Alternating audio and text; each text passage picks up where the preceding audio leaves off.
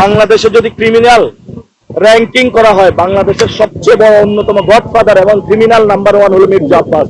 আমি যখন এখানে এসেছি ঢাকা 8 আসনে, আপনারা জানেন তো আমি নমিনেশন যেদিন আমি জমা দিয়েছিলাম, আগের দিন আমি ঢাকা 18 আসনে সবকিছু গুছিয়েছিলাম। পরে সাংগঠনিক সবাই সিদ্ধান্ত হলো যে আমি ঢাকা 8 আমাকে যেতে হবে। ওসমান হাদি ভাইয়ের পরে এখানে খুব ক্রিটিক্যাল কন্ডিশন এবং এখানে একটা সন্ত্রাসের রাজত্ব চলছে। আমি এসেছি জীবনের রিস্ক নিয়ে, এসে কাজ শুরু করলাম। প্রতি পরতে সন্ত্রাস, চাঁদাবাজি, দুর্নীতি। এখন এটা কে করে? এটা কি আকাশ থেকে কেউ এসে এটা করে? গুলিস্তানে কি আকাশ থেকে এসে কেউ সন্ত্রাসী করে? চাঁদাবাজিটা কেউ আকাশ থেকে এসে করে? এখানে সমাজেই তো অনেকে করে থাকে। ভবিষ্যৎ হোক নিরাপদ, বিনিয়োগ হোক বিশ্বস্ত, আর আমার পছন্দ সল্ট বে।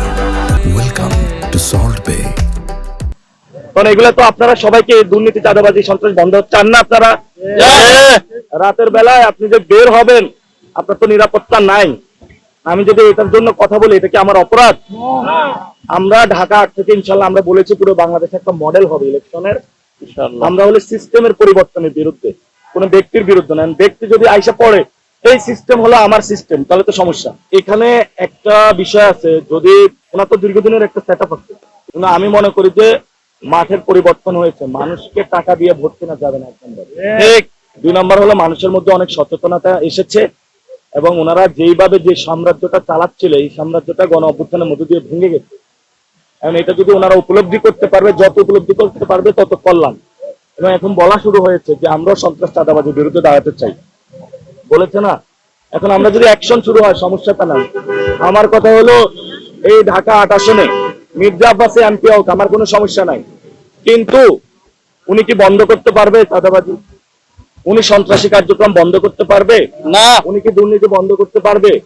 আমি আপনাদের সামনে আজকে মিডিয়ার সামনে বলে গেলাম, বাংলাদেশে যদি ক্রিমিনাল র্যাঙ্কিং করা হয়, বাংলাদেশের সবচেয়ে বড় অন্যতম গডফাদার এবং ক্রিমিনাল নাম্বার 1 হলো মির্জা আব্বাস।